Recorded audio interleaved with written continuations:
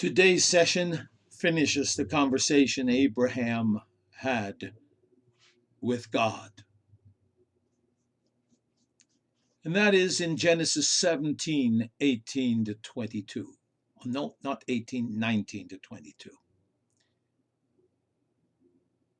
As you remember, this is all one conversation.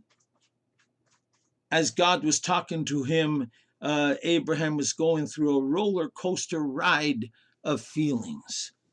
But now, God came to a conclusion to his conversation with Abraham, and he said, Sarah, thy wife shall bear thee a son indeed, and thou shalt call his name Isaac, and I will establish my covenant with him for an everlasting covenant, and with his seed after him. That's in verse 19, Genesis 17, and we will read right through to verse 22. Verse 20.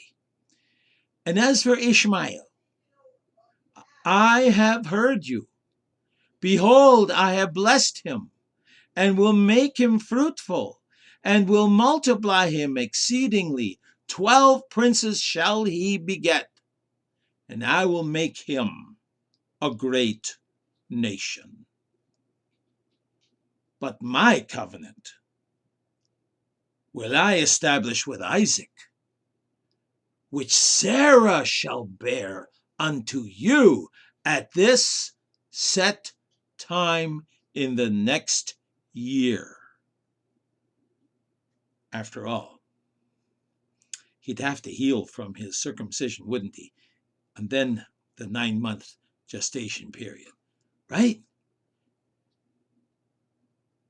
My covenant will I establish with Isaac, which Sarah shall bear to you at this set time in the next year. And he left off talking with him, and God went up away from Abraham.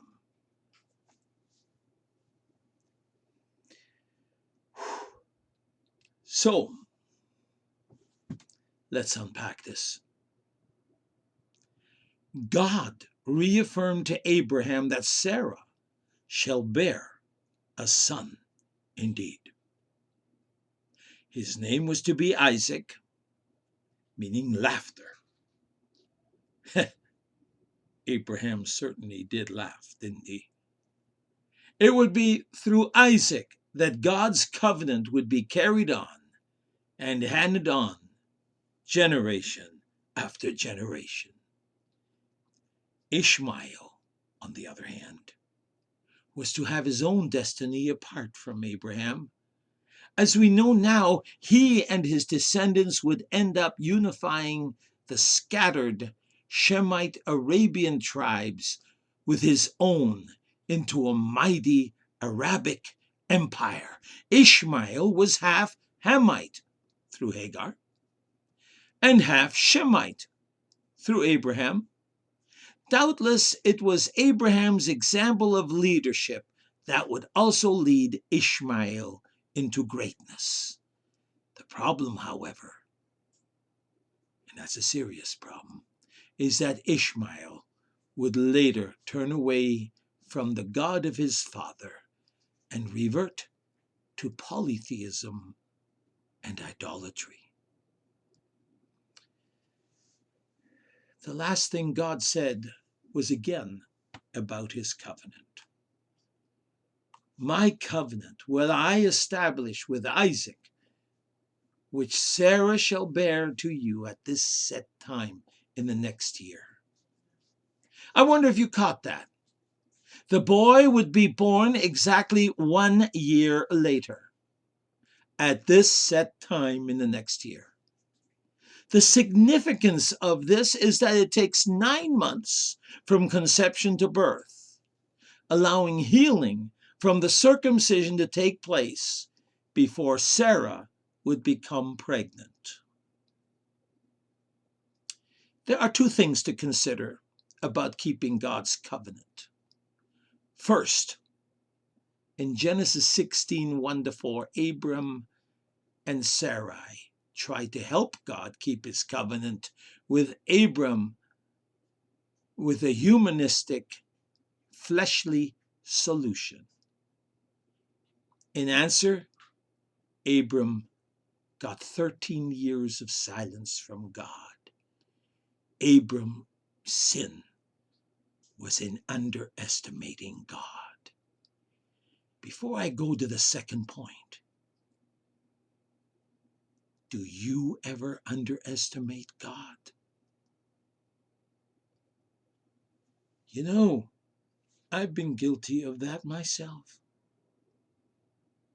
But how could you underestimate the creator of the universe? Every little detail in our lives would be nothing to him.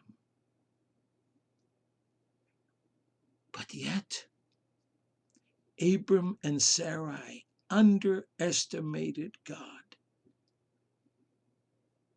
by allowing Abram to have a surrogate wife and a surrogate mother in Hagar. So what is it? What is it?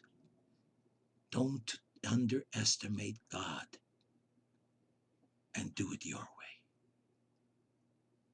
The second thing to consider, Isaac was going to come in a way that God intended. But more, Ishmael came in a naturalistic way, but Isaac came a supernatural way. In addition, remember what we said, circumcision encircling the channel by which the human seed is preserved and transmitted is a token of God's covenant with his chosen nation. Have you ever considered that this token started with Abraham? The seed that would result in Isaac passed through a sanctified channel, sanctified by circumcision to produce sanctified offspring. Fathering Isaac came from a sacrifice of pain and suffering and bloodshed and faith.